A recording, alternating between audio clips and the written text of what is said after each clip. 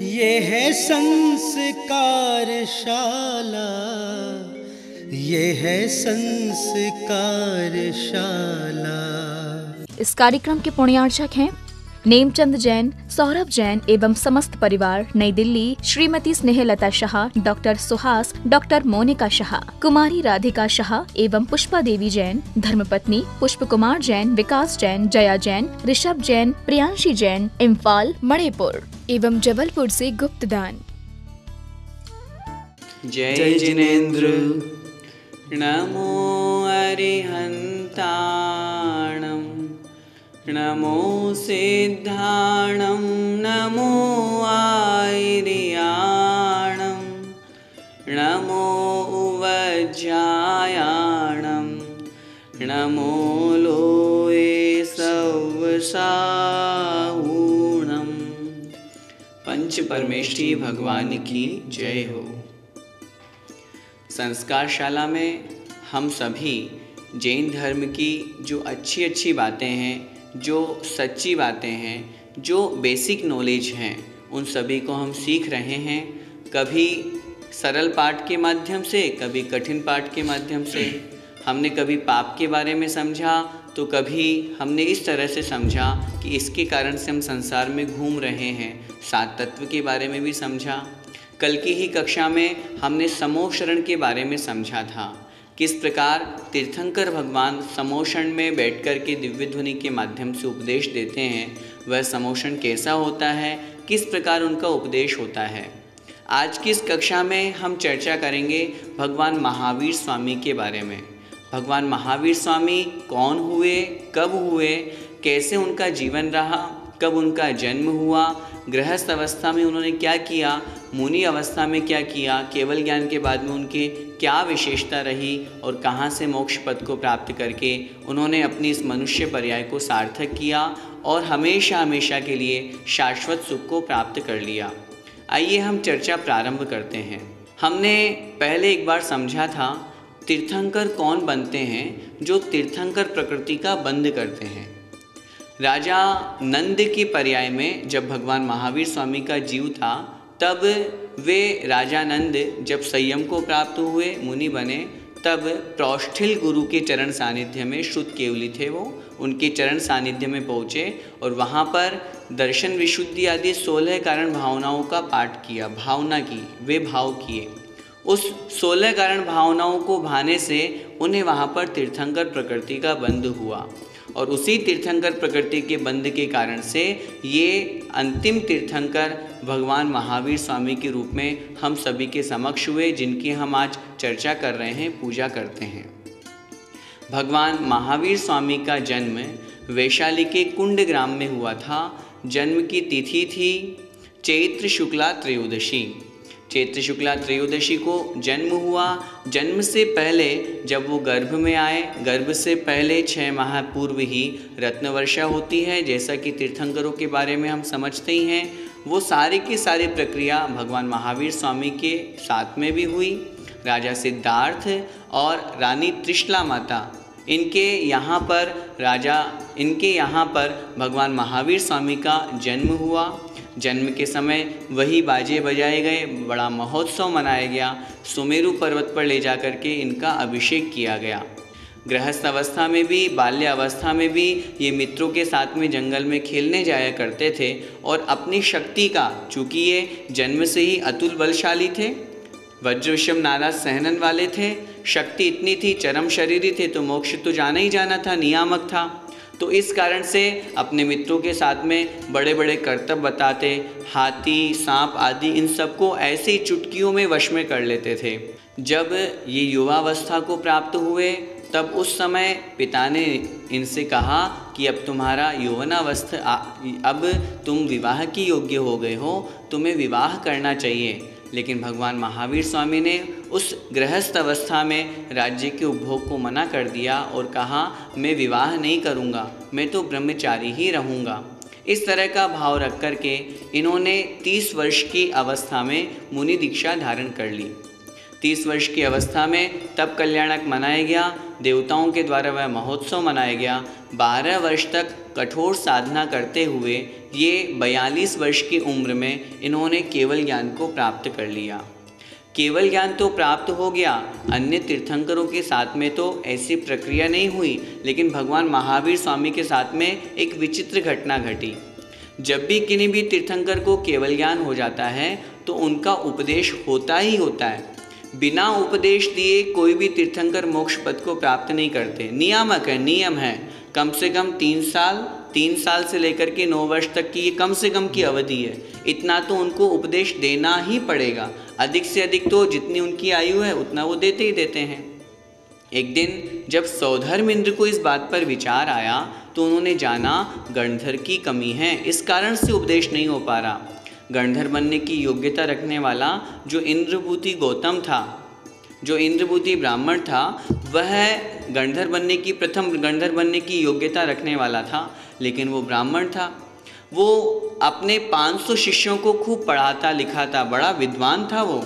अब उस गणधर को या उस गौतम स्वामी को, इंद्रभूति गौतम को समोषण में कैसे पहुंचाया जाए, ताकि जैसे ही वो पहुँचे तो दिव्य ध्वनि प्रारंभ हो। तो सौधर्म इंद्र ने एक युक्ति रचाई। उसने विक्रिया से एक श्रावक का वेश बनाया और जाकर के वहाँ पर उस इंद्रभूति गौतम से पूछा, हे गुरु महाराज, मेरे जो गुरु हैं, मेरे जो भगवान हैं, वे उपदेश देकर के मौन हो गए हैं। मुझे कुछ बातें समझ में नहीं आ रही है, कृपया आप समझा दीजिए, आप विद्वान हैं। उन्होंने पूछा कौन सी बातें समझ में नहीं आ रही है?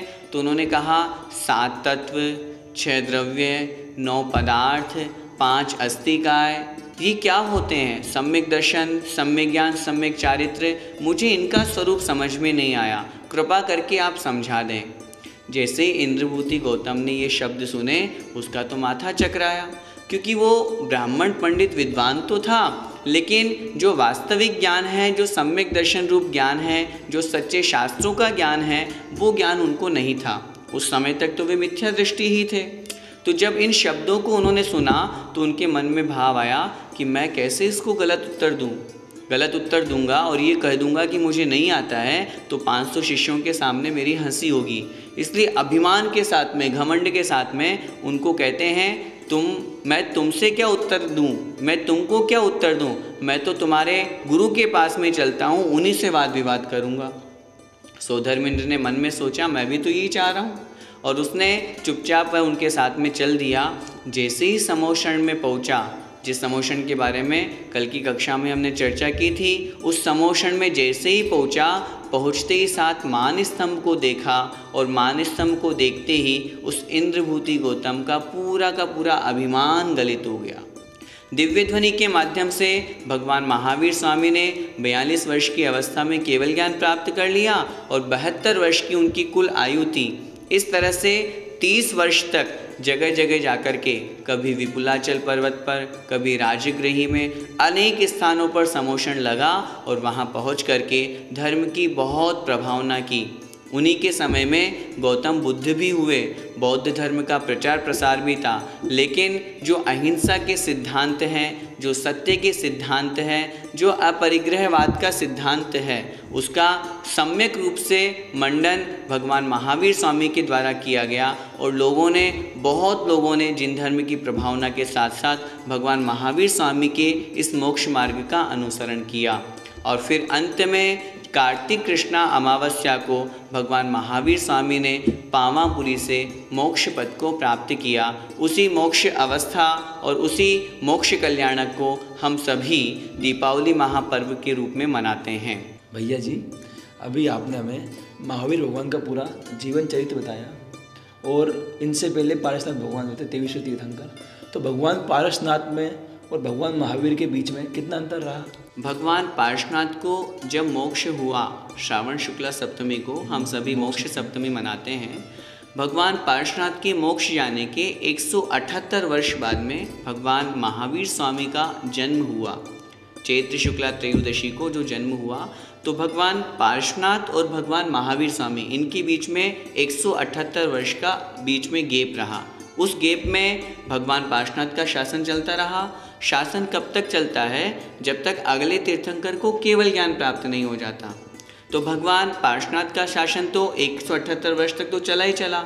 जब भगवान महावीर स्वामी का जन्म हो गया, लेकिन जन्म लेते ही अभी भगवान महावीर स्वामी का शासन प्रारंभ नहीं हुआ। 42 वर्ष की उम्र में जब केवल ज्ञान प्राप्त हुआ, तब उनका शासनकाल प्रारंभ हुआ। और उस शासनकाल को भी तब भी हम नहीं मानेंगे, शासनकाल प्रारंभ माना जाएगा दिव्य ध्वनि के काल से। तो हम जो वीर शासन जयंती मनाते हैं, जब प्रथम दिव्य देशना खीरी, तब से भगवान महावीर स्वामी का शासन चला। उससे पूर्व तक भगवान पार्श्वनाथ स्वामी का ही शासन चल रहा था। भैया जी, सुनने में आता है कि महावीर भगवान के 5 नाम थे, तो 5 नाम कौन कौन से थे? हम और आप पूजन करते हैं तो पूजन की पंक्तियाँ पढ़ते हैं ना, श्रीवीर महा अतिवीर सन्मति नायक हो, जय वर्धमान गुणधीर सन्मति दायक हो। इसमें 5 नाम आ गए, वीर, अतिवीर, सन्मति, वर्धमान और महावीर। ये 5 नाम को धारण करने वाले अंतिम शासन नायक, वर्तमान शासन नायक, अंतिम तीर्थंकर भगवान महावीर स्वामी हुए। भैया जी, इन महावीर स्वामी का 5 नाम में जो प्रथम नाम वीर है, वह नाम क्यों पड़ा? इसके पीछे कोई कारण है? उत्तर पुराण में आचार्य गुणभद्र स्वामी महाराज ने वर्णन किया है, जब भगवान महावीर स्वामी का जन्म हुआ, जन्मोत्सव मनाने के लिए सुमेरु पर्वत पर सौधर्मेंद्र को लेकर के गया। अब अभी अभी जन्म हुआ है, नवजात शिशु है, और अंतर मुहूर्त का भी वो नहीं हुआ, बहुत थोड़े से समय का है।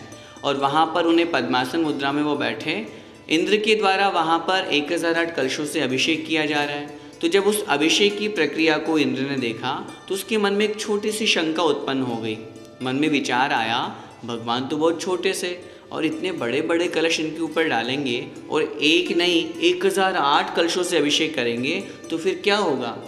उसी समय भगवान महावीर स्वामी, जो अभी बाल्यावस्था में ही हैं, जिनका अभी अभी जन्म हुआ है, चूँकि जन्म से ही वे 3 ज्ञान के धारी होते हैं, मति ज्ञान, श्रुत ज्ञान और अवधि ज्ञान। तो अवधि ज्ञान से उन्होंने जान लिया कि इंद्र क्या सोच रहा है, उसके क्या विकल्प चल रहा है।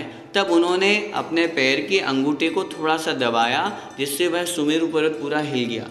और जैसे हिला तो इंद्र को अपनी गलती का भान हुआ, अरे मैं किसके बारे में शंका कर रहा हूँ। तब उसने क्षमा याचना की प्रभु से और मन में विचार किया, भगवान से क्षमा याचना की, अरे ये तो तीर्थंकर बनने वाले हैं, भले ही अवगाहना में छोटे हों लेकिन अतुल बलशाली हैं। शक्ति में भगवान आदिनाथ स्वामी भी उतने ही थे जितने भगवान महावीर स्वामी। अवगाहना भले ही कम ज़्यादा हो, हाइट कम ज़्यादा हो सकती है, लेकिन शक्ति उतनी ही होती है, अतुल बलशाली होते हैं। और उसी बलशाली होने के कारण से इंद्र ने इनका नाम वीर रखा। भैया जी, फिर इनका अतिवीर नाम किसने रखा? जब ये बाल्यावस्था में थे, तब उस अवस्था में अचानक से एक दिन एक घटना हुई।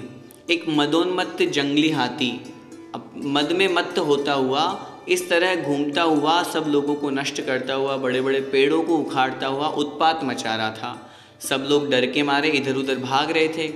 जब इनको पता चला कि ऐसा एक हाथी इस तरह से लोगों को परेशान कर रहा है, तभी उस बाल्यावस्था में, छोटी उम्र थी, तो भी वो उसके समक्ष चले जाते हैं। और जैसे ही वे उस हाथी के समक्ष जाते हैं, जो हाथी अभी प्रचंड उत्पात मचा रहा था, पूरे सब तरफ तहस नहस कर रहा था, जैसे ही उनको बाल्यावस्था में भगवान महावीर स्वामी को देखा, देख करके तुरंत शांत हो जाता है।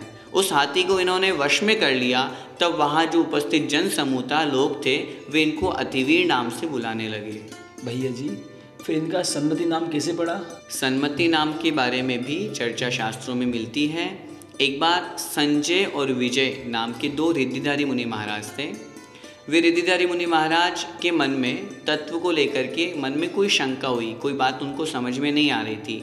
एक बार जब वो आकाश मार्ग से विहार कर रहे थे, करते करते उनकी दृष्टि इन वर्धमान पर, भगवान महावीर स्वामी पर, जो बाल्यावस्था में थे, कुमारावस्था में थे, उनके ऊपर उनकी दृष्टि पड़ती है।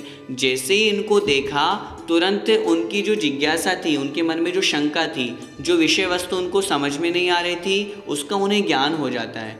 इनके निमित्त से ज्ञान हुआ, इनकी बुद्धि के निमित्त से ज्ञान हुआ, इसलिए उन दोनों मुनि महाराज ने इनका नाम सन्मति रख दिया।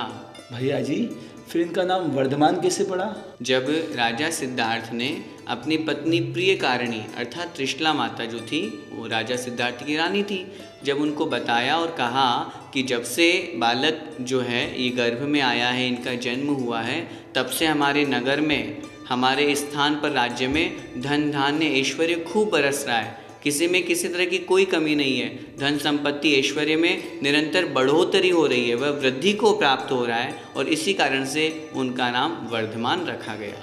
भैया जी, फिर इनका नाम महावीर कैसे पड़ा? अंतिम नाम महावीर।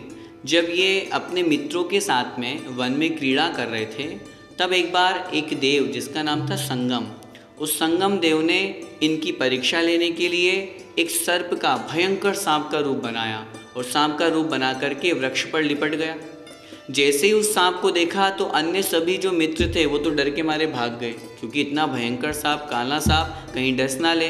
तो वो सब मित्र तो भाग गए, लेकिन जो महावीर भगवान थे, उस बाल्यावस्था में जो अपने मित्रों के साथ में वहाँ खेल रहे थे, उनके मन में कोई विकल्प नहीं हुआ और वो तो उस सांप के साथ में खेलने लगे, उस सांप के फण के ऊपर ही खड़े होकर के नृत्य करने लगे। तब उस समय संगम देव ने फिर वापस अपनी असली पहचान में वो आया, क्योंकि वो तो परीक्षा कर रहा था। तो भगवान महावीर स्वामी की उस अभय पने को, उस निडर पने को देख करके उस संगम नामक देव ने इनका नाम महावीर दिया। आज की इस कक्षा में हमने भगवान महावीर स्वामी के बारे में पढ़ा। पूर्व भाव में तीर्थंकर प्रकृति के बंध के कारण से ये तीर्थंकर बने। हम इनके पाठ से, इनके जीवन चरित्र से यही शिक्षा लें, हम भी 16 कारण भावनाओं को भा करके तीर्थंकर प्रकृति का बंध करें। जब ये बाल्यावस्था में थे, अपने मित्रों के साथ में खेला करते थे, अनेक प्रकार के जो 5 नामों के हमने प्रसंग पढ़े, इतने शक्तिशाली, बिल्कुल निडर होकर के रहते थे, सभी बड़े बड़े हाथियों को, सर्पों को ये सब वश में कर लिया करते थे। केवल ज्ञान प्राप्त होने के पश्चात इन्होंने दिव्य ध्वनि के माध्यम से हम भव्य जीवों के कल्याण के लिए उपदेश दिया। आज हमें जो कुछ भी प्राप्त है, हकीकत में देखा जाए तो भगवान महावीर स्वामी की दिव्य ध्वनि से ही प्राप्त है, उन्हीं का तो शासन चल रहा है। तो जो कुछ भी हम शास्त्रों के माध्यम से पढ़ रहे हैं, अध्ययन कर रहे हैं, करा रहे हैं, आप लोग जो संस्कार शाला के माध्यम से सुन रहे हैं, ये सारी की सारी देन भगवान महावीर स्वामी की है। उनके जीवन चरित्र को पढ़ करके हमें भी उनके जैसा बनना है, ऐसा हम लक्ष्य बनाएं। और जब तक नहीं बनेंगे तब तक हम उन्हीं की पूजा स्तुति करेंगे, ताकि हम दुखों से बचें, पुण्य कर्म का बंध करें, इस संसार में तो सुख को प्राप्त करें ही करें और परंपरा से मोक्ष पद को प्राप्त करें। जय जिनेंद्र। इस कार्यक्रम के पुण्यार्चक थे नेमचंद जैन, सौरभ जैन एवं समस्त परिवार, नई दिल्ली। श्रीमती स्नेहलता शाह, डॉक्टर सुहास, डॉक्टर मोनिका शाह, कुमारी राधिका शाह एवं पुष्पा देवी जैन, धर्मपत्नी पुष्प कुमार जैन, विकास जैन, जया जैन, ऋषभ जैन, प्रियांशी जैन, इम्फाल, मणिपुर एवं जबलपुर से गुप्तदान। ये है संस्कार शाला, ये है संस्कार शाला।